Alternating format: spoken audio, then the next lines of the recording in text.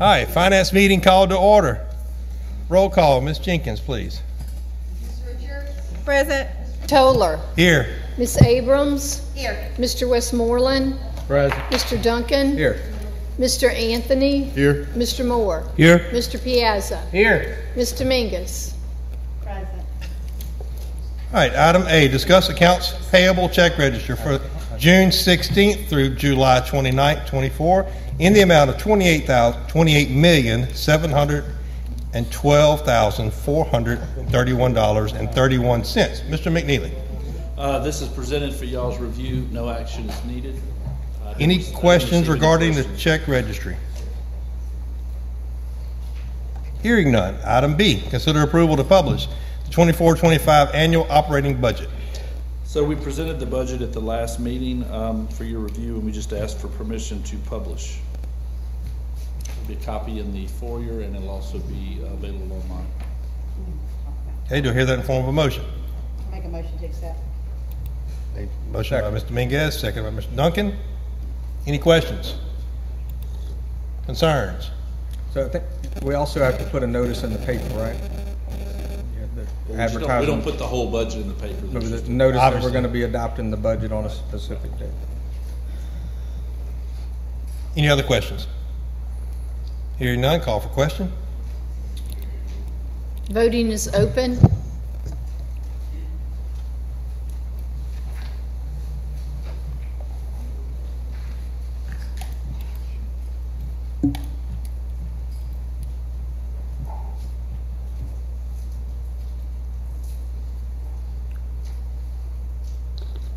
I voted. Did it not go through? Yes.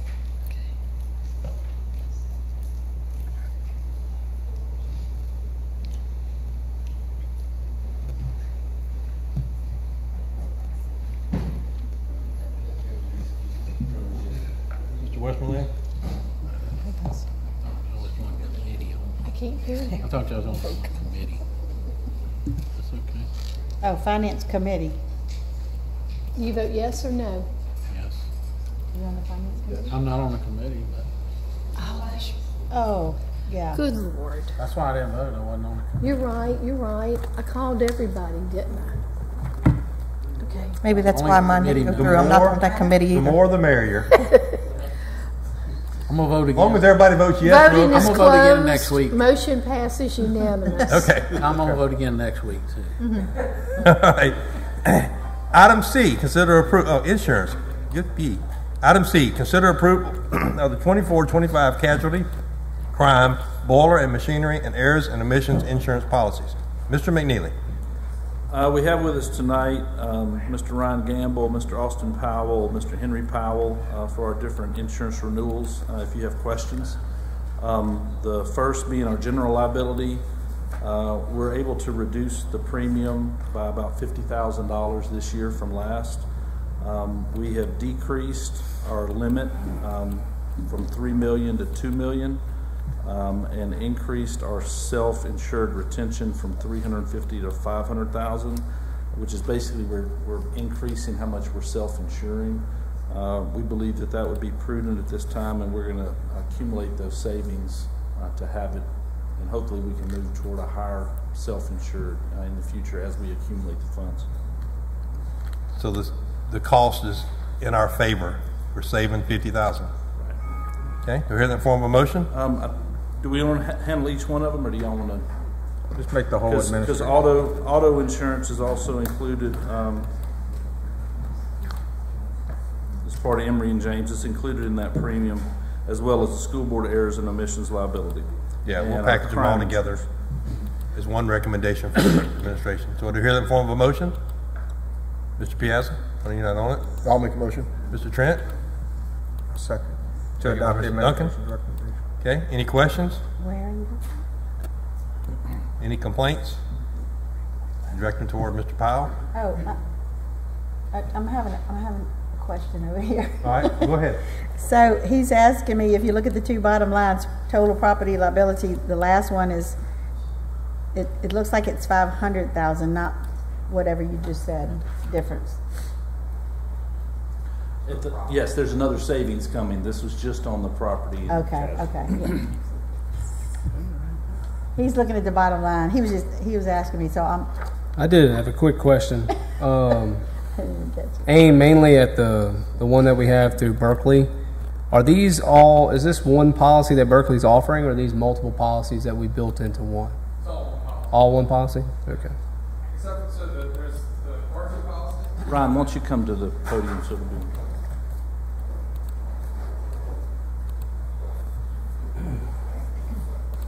So for the general liability, the errors and omissions, and the auto insurance, that's all with Berkeley in one policy, all built them together. Then we have a crime policy through Travelers. Then we have a boiler machinery policy through Liberty Mutual. That's all on Right. what you just were voting for. Okay.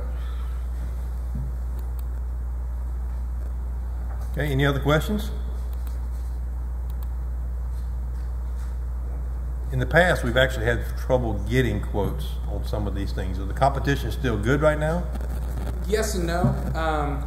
So as far as the liability insurance is concerned, there was some people that did want to take a look at it, but they just aren't offering the same terms and the same language that Berkeley is willing to offer for the same premium amount. Berkeley this year, we sat down, we had 10 or 11 different options of different SIRs, different limit options, and what they wanted to insure and what they didn't want to insure.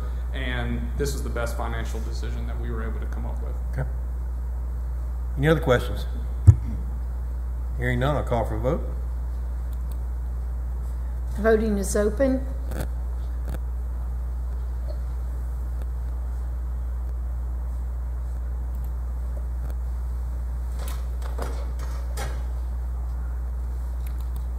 Voting is closed. Motion passes unanimously. Thank you. Item D, consider approval of the 24-25 salary schedule amendments. We're not finished with the insurance. Oh, never mind. As I was. That was the general liability and the auto and the, but we also have a workers' comp renewal.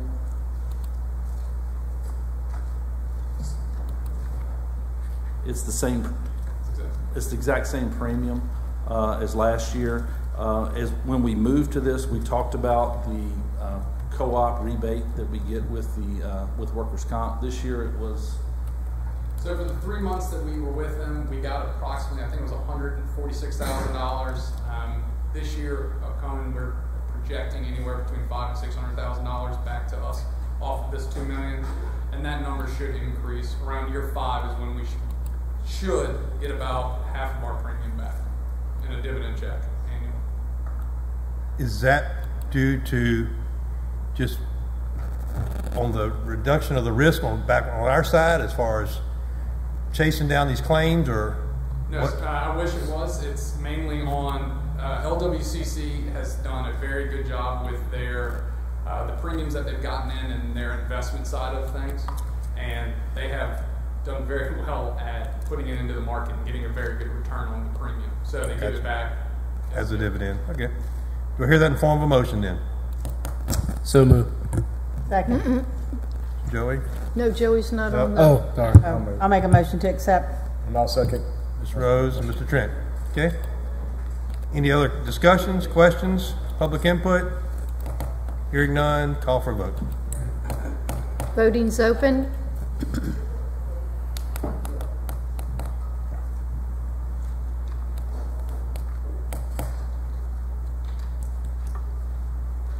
Voting's closed. Motion passes unanimously.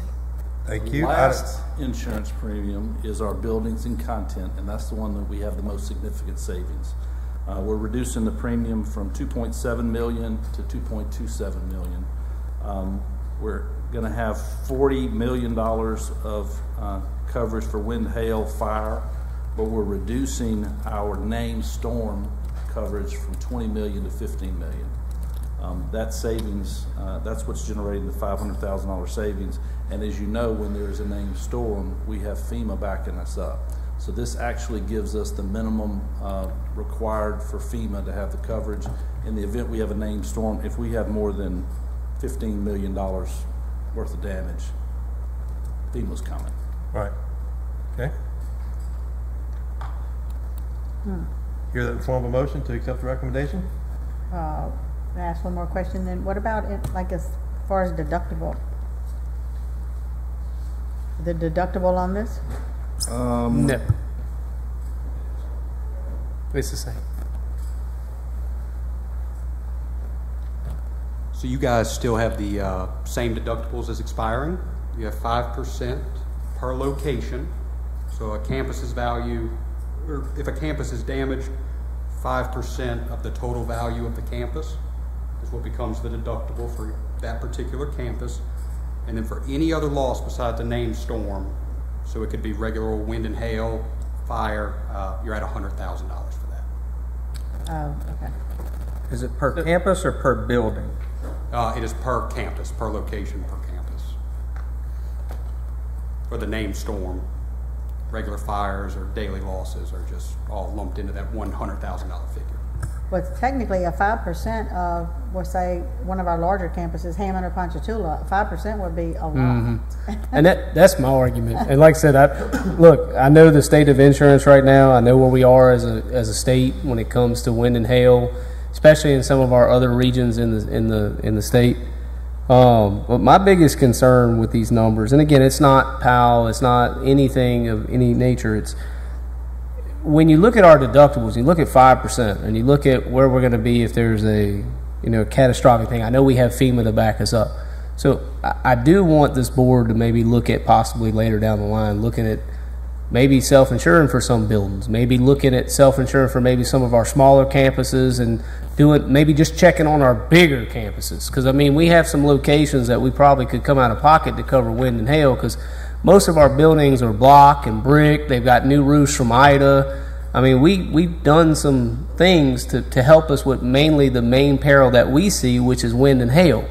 You know, the chances of a building burning down, knock on wood, is a lot less than a hurricane coming in the Gulf and blowing them to pieces. Sure. So I would like us to consider maybe down the line. I know we're kind of at the 1 yard line this year with we got renewal coming up. It's hard to shop that kind of stuff in a matter of a minute. But I think that would save us a lot on our premium if we could take some of our smaller campuses and say, okay, well, these 3 campuses, we want to self-insure. Let's take those out of the equation. That should help with that premium amount, because that's less risk from the company having to cover those campuses. So just to clarify a little bit, so the $15 million of named storm coverage only applies to hurricane. 5% deductible only applies to that.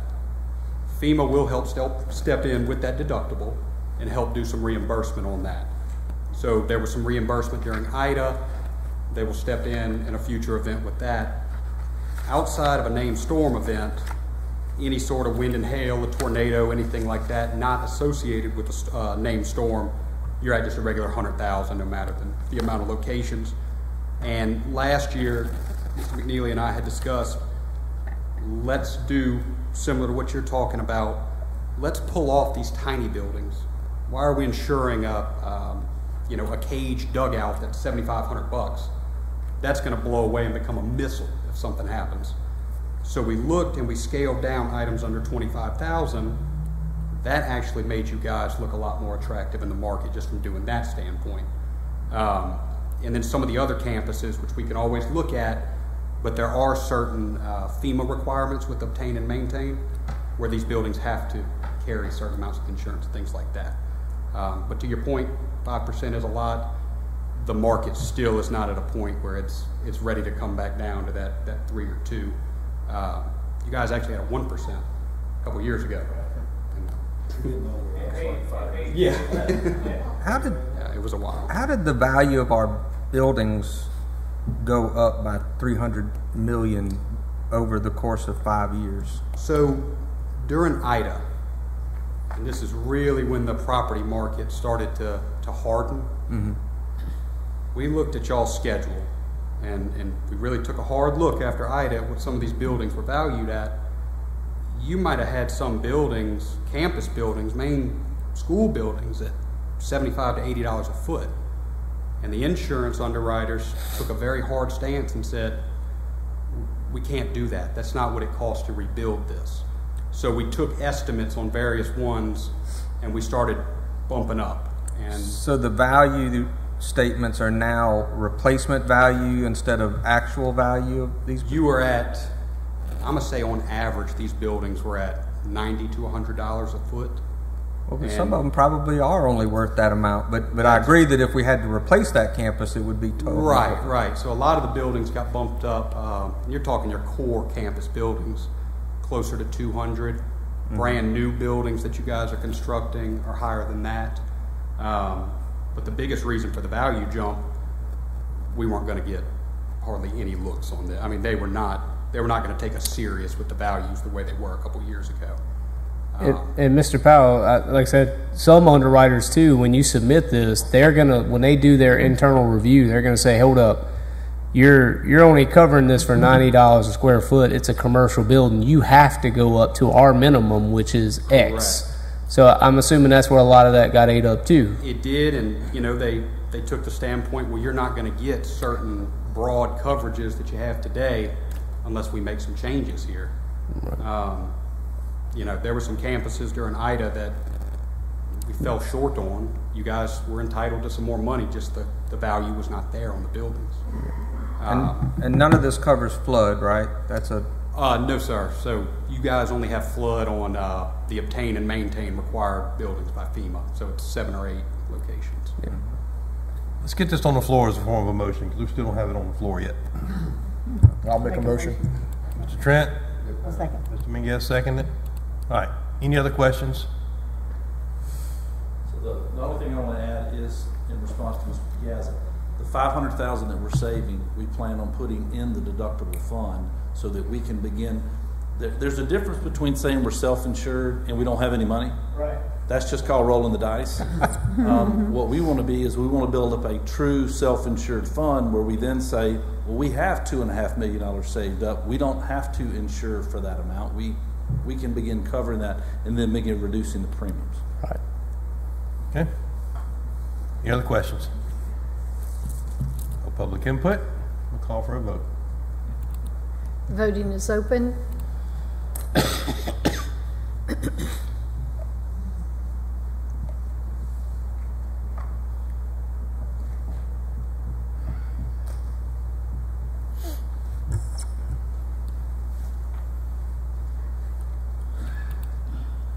Voting is closed. Motion passes unanimously. Thank you. Anything else on insurance you want to cover? Nothing? I just want to say thank you to our insurance guys in the room. I know what y'all go through. It's a lot to put this together. Thank y'all. Appreciate it. Thank you very much for your work. All right, item D, consider approval of 24-25 salary schedule amendments. Mr. McNeely. Page 23, under middle school stipends, it says head cross country. Mr. Jinko made a mistake on this, and no, it was me. it was me. So I just saw a bus come right through here. In adjusting all of the stipends, the head cross country, I inadvertently put it at 5, and the problem is that would make that higher than the cross country for high school as a minor sport. So that needs to be set at 4% instead of 5. To go along with the other minor sports for high school. The other amendment is on page 34, which is a new page, and that is the much talked about minimum extracurricular requirements that came from the committee. We have discussed this internally. We've discussed this with Mr. Vining. The principals have had an opportunity to review this. There's been some changes made. And so this is what the administration is recommending as the minimum requirements for this year. I move to adopt administration's recommendation. Motion to adopt. Second. Thank you, Joey. Banana pudding for you, man. I'll second. Second by Mr. Anthony. Okay. I have a couple of questions, please, Mr. Go ahead. So what was the last sentence you said? The principals saw this before you gave it to us to approve? Or, Yes. Okay. We distributed it to the principals at their meetings if they had any feedback to give us any feedback. Yeah, okay. I do see the assistant principal changes in there too, the 21%. No, wait. Oh. That was our, We already did that. We already did that, but it's reflecting in this. Oh, Yes. Okay. Go ahead. So, I'm glad y'all continued to get this issue resolved here. But I guess my big question is, I know we're glad that they're going to participate in the Parade of Champions because Ms. Stilley goes to a lot of trouble to organize this with her team, and so that's a good thing. But as far as all the athletic teams must participate in any parish-wide tournament or meet, my question is, there are no parish-wide meets except track and basketball. So there are no softball, baseball, cross country, any other meets. So why are just those two sports required to do that when nobody else is, or why are we having it anyway?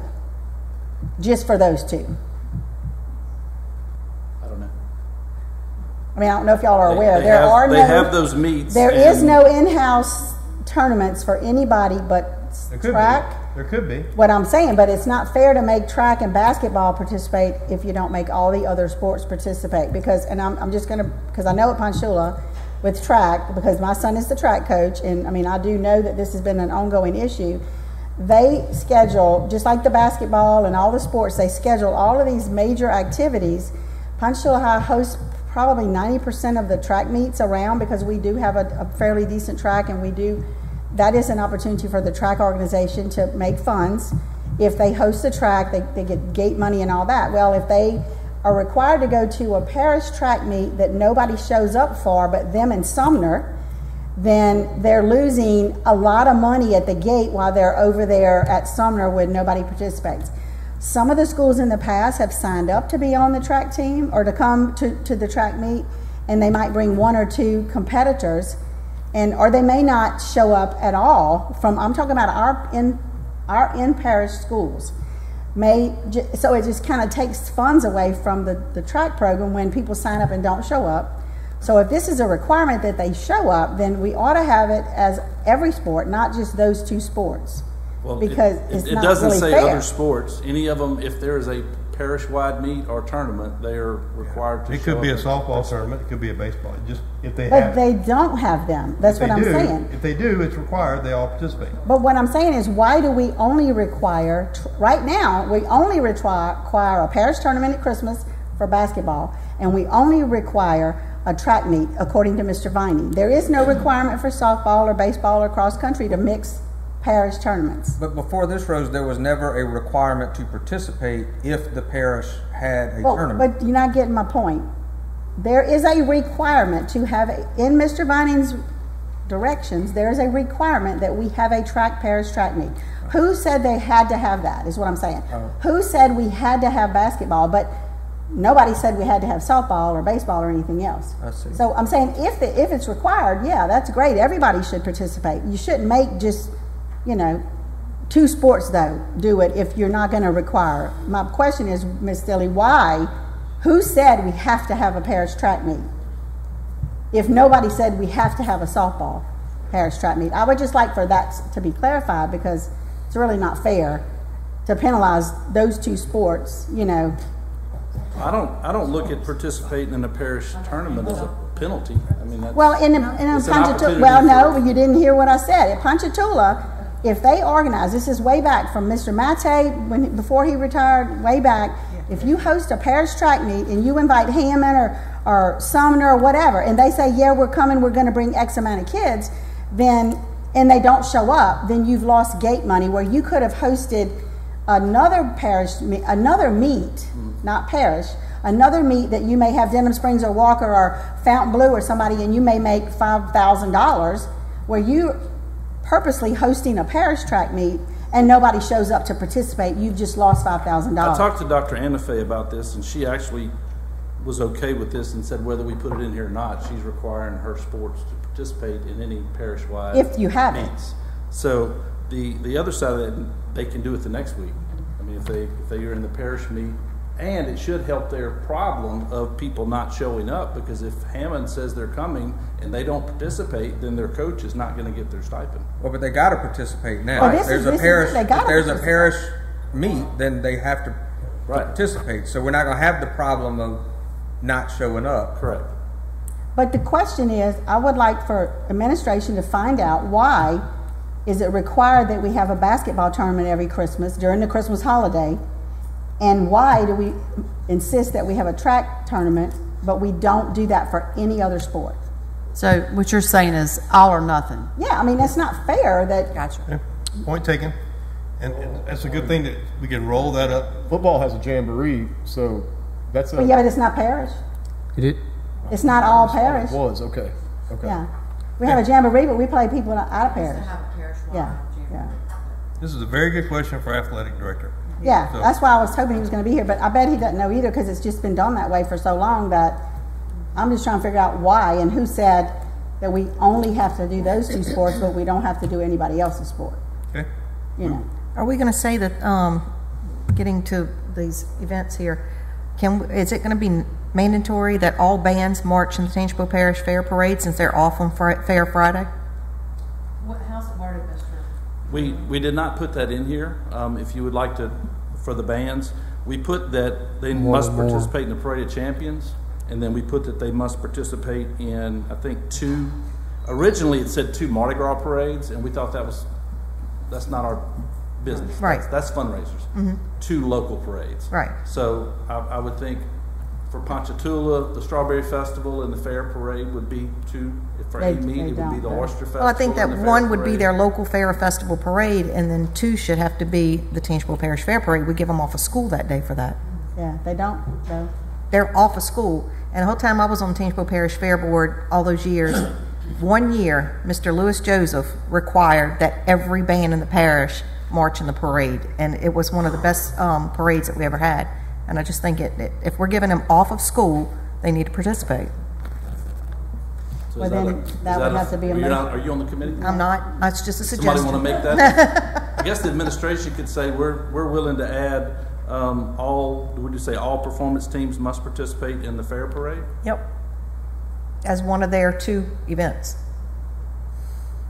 Well, I will reflect again on my other child now. When Alexis was the Tangipahoa Parish Fair Queen, she sent a letter to every band director in our parish and politely asked them to please participate in the fair and all of the dance teams. And that year we had a lot because they got the personal invite, please show up for the parade. And it does make a difference if you don't, because kids are out of school, they don't want to do that. They want to go to Disney World or something. Yep. Okay, for right now, though, we have a motion on the floor regarding the pay schedule, the salary schedule. So Okay, do y'all want to muddy that up with all this other stuff right now, or do y'all want to just... That is part of the pay schedule. Well, Yeah. It's page Yeah, it 30. is. But I'm talking about participation in events. Well, the other question I had was, why did they decide that under the band for high school, why would it be a requirement that they compete in marching competitions? I mean, why would we make our band go to a competition if they don't really have a competition level? I mean, I don't know. That came from the committee and was reviewed by I academics. think that's and by the important. principals. That's part of what helps inspire your band to be better, is to actually participate in some version of a competition. And once again, Tangipahoa Parish Fair has a band competition at the Tangipahoa Parish Fair Well, amongst it all could the be bands. that. It could be that. I'm not trying to push Tangipahoa Parish Fair by no means, but I mean, I just feel like if we give these kids off, they need to participate in the school booth activities and everything. But not even that. I mean, guys, we're giving stipends, and for a long time. And again, most of the band directors I know go well above and beyond what they need to do as far as their duties.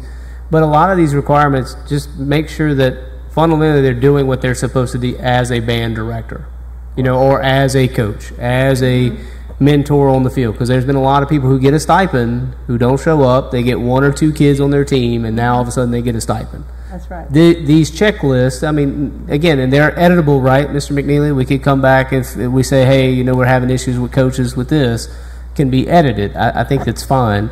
Like I said, I only have one question, but it's not on this, so I'll wait till the end of the motion to ask. Okay, so do I hear an amendment on any of the requirements on this salary schedule as presented?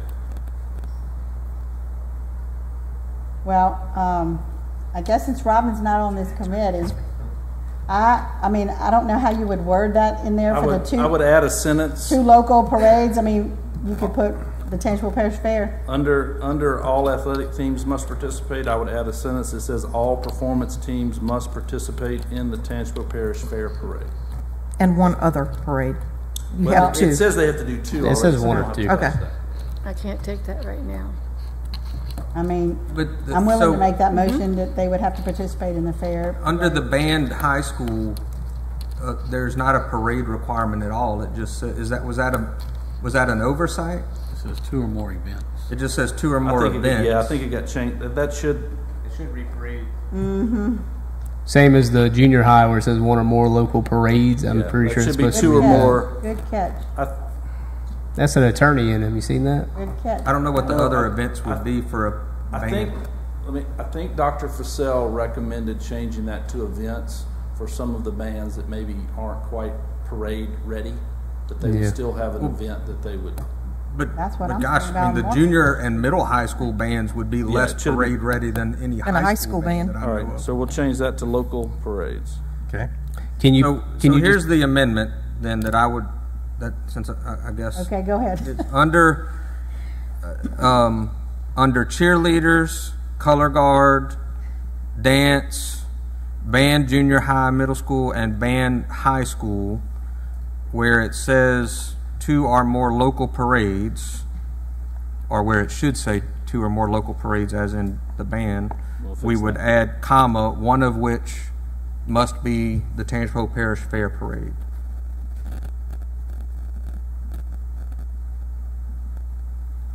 That makes sense, Miss Cindy? Since junior high only has one local Okay. parade, is that one parade going to mandate? And I just take the that fair? as- Where it says 1 or more local parades, one of which must be the Tangipahoa Parish Fair Parade. And where it says 2 or more local parades, it would say one of which must be the Tangipahoa Parish Fair Parade. And then under band high school, where it says 2 or more events, that would be changed to say 2 or more local parades, one of which must be the Tangipahoa Parish Fair Parade. That is an amendment proposed by Ms. Abrams. Well, she's not on the She's not on committee. the committee. Never mind. It's gonna have to, it's Miss Abrams through Miss Dominguez. That is an amendment proposed by Ms. Dominguez and seconded by I'll second. Mr. Anthony. Okay. Any other thoughts, questions, concerns, complaints? I don't know. Hearing none. Good. Mr., can I see your, what your notes made? And I'm gonna give it to Miss Jenkins. I don't have a printout. What I will do is, as soon as Here, you take adjourn, mine. I will go type that in and give you a typed copy before y'all Give it to Miss adopt. Jenkins. That'll work. Yeah, when you're done with it. Okay. That's good. So, when Ms. Jenkins is ready, we'll vote on the amendment. The motion as amended. Well, we did the amendment first, and then we'll do as amended. Correct. No. On the amendment. Yes. No, Miss Abrams not on the Now, committee. Ms. Dominguez and Mr. Anthony. Motion and second for the amendment. Yeah, votes to allow the amendment. Okay, so the first vote will be for the amendment.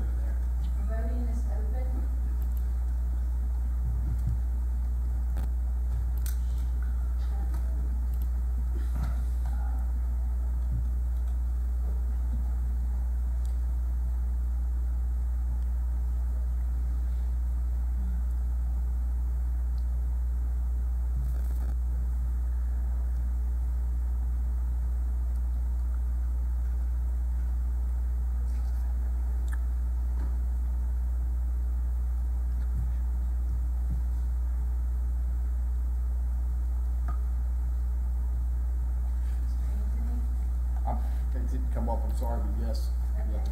I'm sitting here waiting. Yes?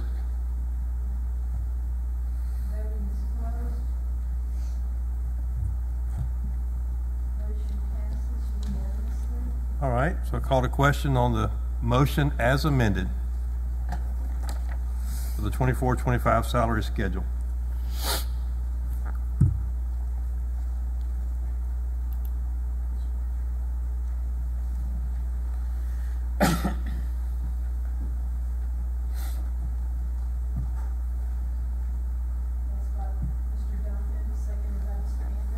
Sure. Yep. Sounds good.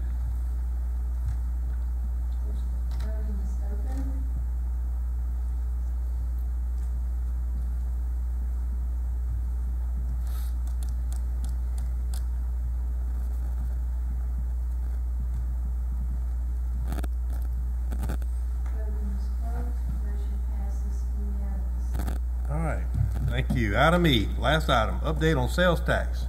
Mr. Jeff. I don't have a paper copy and the screen is not available. I have it. Come on, man. Yeah, we have it. See, this is why you do, this is why you have the old school way. Look at that. 2.69% change. So So I just want to keep you updated on sales tax. So we start a new fiscal year, and so we had July sales tax came in at 2.69%, which is an increase, and the EFID came in at about a 0.24% decrease, which is basically flat. So the taxes are looking well, doing well, and so is the EFID fund. I'll give y'all an update on it when we close out with all the salary changes that we made last year and as well as the stipend. But there is enough money for the $500 stipend again this year in the fund. Correct. Okay. Any questions? It's good to shop local. Any other business to be brought before Finance Committee? Hearing none, it's adjourned.